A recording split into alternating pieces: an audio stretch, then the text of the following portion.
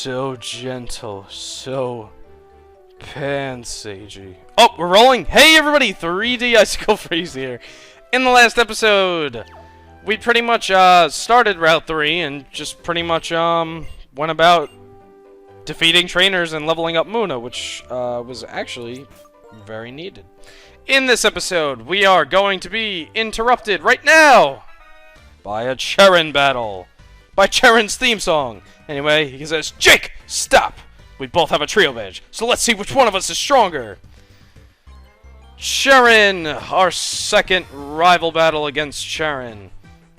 I guess technically third at this point, but I don't know. I like to say it's the second real one.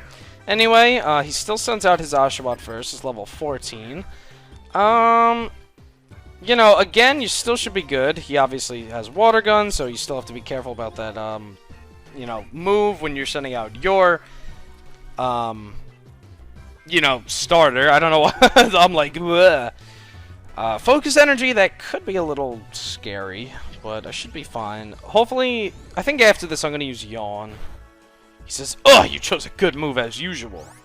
Yeah. Actually, I could use Lucky Chant to totally just disregard his focus energy, which actually, that wouldn't be a bad idea. I would say using Defense Curl is good. But if I defeat Oshawott, keeping Muna out anyway would be a bad idea because he has Lipard and I have no moves that can affect Dark types. So, excuse me, not Lipard, Purloin. So that's why I hate to say it, but it's really not worth it to kind of buff up Muna's stats at the moment. If Oshawott wakes up, I'm actually kind of screwed, so let's hope Psywave can get a nice hit in there. Hopefully we can get a crit, or... Actually, I don't even think Psywave can get a crit. Jeez, this is really risky. I'll try one more Psywave. Oh, no! We lost Muna. Okay. Alright, I have an idea, then. I definitely think Tepig can take one water gun as long as it's not a crit. So I think using Tackle... Oh, nice. Actually, we're faster. Yeah, and another Tackle should be able to do the job, so we'll be fine. It'll be nice to KO you. We get the XP, and we get to level 17. Oh, no! Wow, okay. Alright, and then he's got his Purloin. Again, not a very difficult Pokemon. Nothing... you know, that should be trouble to you, I would imagine. So. Haha, my speed has raised. I just realized I'm faster if you get Water Gun. Don't crit? Okay, good. That actually could have been really bad. Like, that could have really sucked. I mean, yeah, I still have Pansage, but I'd rather Pansage not get XP since I'm not going to be using it. Which, actually, that reminds me, I have to heal it. I have to heal it. Well, actually, I have to heal my Tepig, but I have to, I gotta put it in the PC. We have the same number of gym badges. We should be equals in strength. Not today. And guess what else, Charon? What? Tepig is evolving? That's right. Will Tepig become a Fire Psychic? A Fire Ground? Something unique? Please. Just not a Fire... Oh, it's a firefighting. No, I'm kidding. I actually like Pignite a lot. Despite it being the third firefighting. I mean, yeah, it's a little disappointing. But you know what? That's just how it goes. And honestly, I don't really mind Emboar that much. So, anyway, we defeated Charon. I see, so that's how you battle. Out of the way! What the crap? What was that all about? Bianca, why are you running? Charon, she's clearly walking. Hey! Where were those people headed? That way, but... Why are you running now? Why... did that say where? That should have. Anyway, that would have been... wrong tense. But anyway, the little girl says, Miss, oh, my Pokemon! It'll be okay, don't cry. Bianca starts crying. Really, Bianca, why were you running? You have to hear this. These Pokemon stole that girl's Pokemon. You should have spoken up sooner! Well, Charon, maybe if you didn't ask about why she was running so often, she could have spit it out. Anyway, I know it sounds very jerkish, but I'm actually going to be heading the other way, and the reason for that is I would just like to heal up my Pokemon.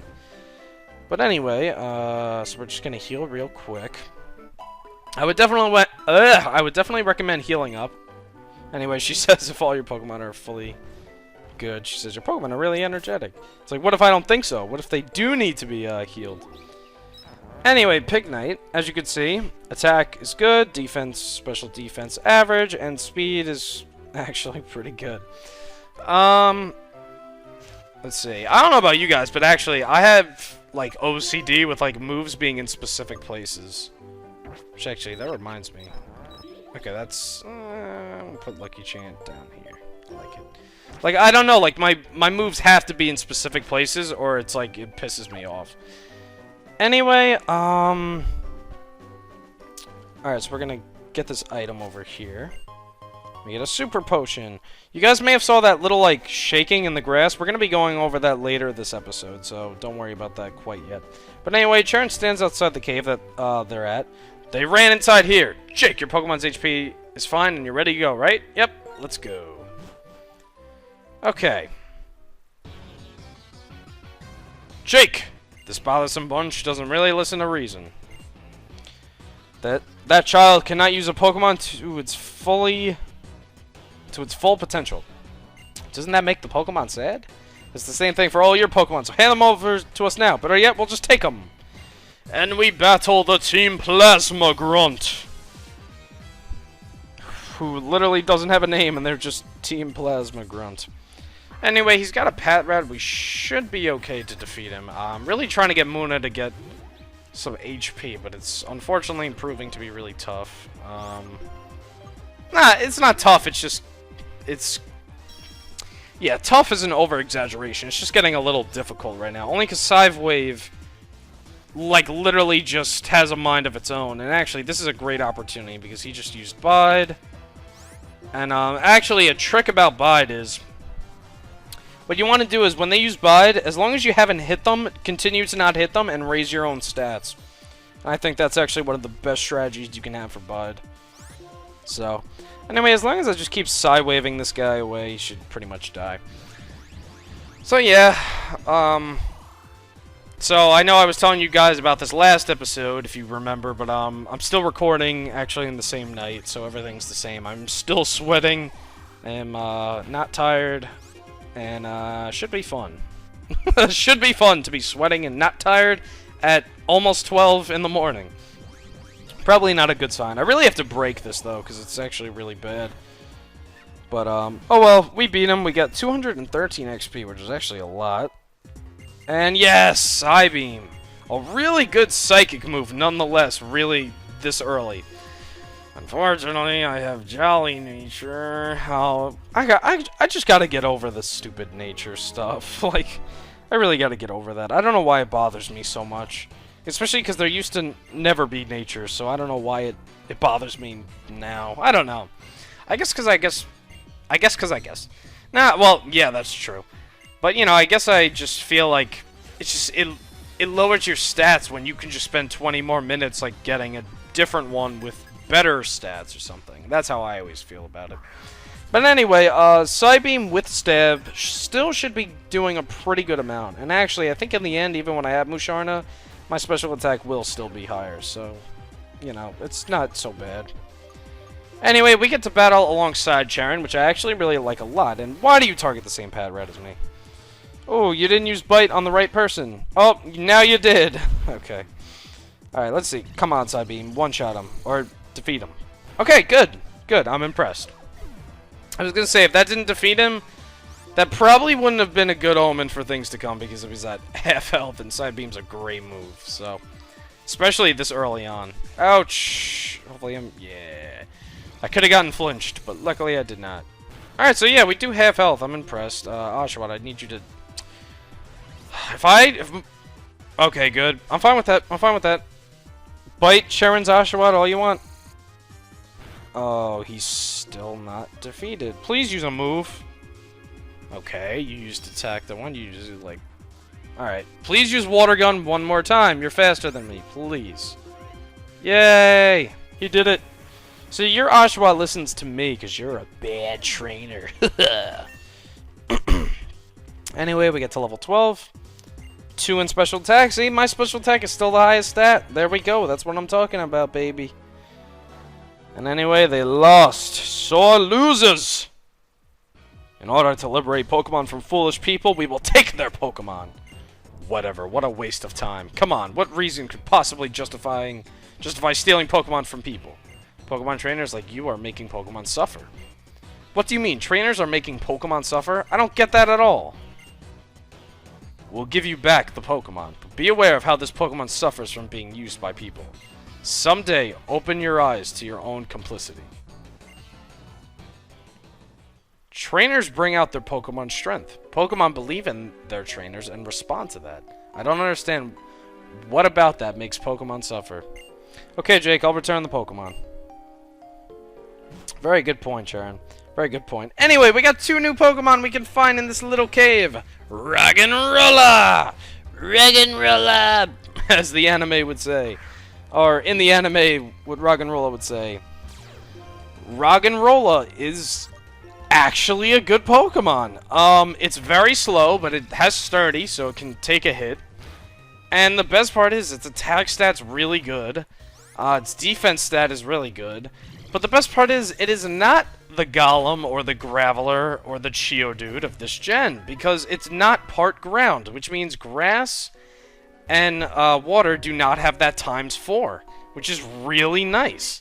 Anyway, come over here and you get TM46 Thief. But anyway, yeah, I just want to say that Roggenrola is definitely, I can recommend it. It's a great Rock-type Pokemon. There are better Rock-types, though, coming fairly soon. So if you're looking for a Rock-type and you don't want something that you have to trade in order to get fully evolved, then I would say hold off. But for now, definitely a good Rock-type if you can fully evolve it into Gigalith. Anyway, I know there's a trainer here. Is she a trainer? I don't know. And actually, I forgot to mention as I walked out of the cave, the second Pokemon you can find in that cave is Woobat. Woobat is Psychic Flying, so if you did not want Munna, you do have Woobat as a second choice. Woobat is not like Zubat at all, and it's actually much worse. Swoobat, I hate to say it, really isn't that great of a Pokemon. You could definitely make it work for the single player, but that's like about as far as you go. It's a little hard to use. It gets striked down very easily, and I hate to say it, but its special attack, or really its offensive stats, aren't that great. It's really upsetting because, you know, bats, they're kind of cool looking. You know, you would think it would do more and stuff, but I hate to say it, yeah, no, it's really not as great as it looks, unfortunately. But, you know, if you really want it bad enough, you can definitely make it work. Anyway, we got some XP here. I'm actually gonna let Pignite take care of them. Like, cause I know that Mona's literally gonna get one-shotted because it's just so low right now. But, yeah, I'm gonna have to, I hate to say it, guys, but I'm probably gonna grind XP for Munna because we're really just, you know, unfortunately, we're kind of, you know, Munna's just kind of running, or kind of falling behind a little on levels, I feel like. I don't know, I mean, because this P-Dove is level 9, but I don't know, I just feel like Munna's getting a little lower on experience. Either way, oh, I see, you've trained your Pokemon by traveling together. That's what we do. Please, let your precious Pokemon have this. Anyway, this is the instance of a trainer who will always give you a berry. Any kind of trainer that you see who looks like this will always give you a berry. The typical trainers that do give berries are rangers, and the Pokemon breeders. So that is definitely important to know. Especially because, actually, as far as I'm concerned, berries are limited in this game. I don't think you could actually grow them. Anyway, I didn't want to go there, actually.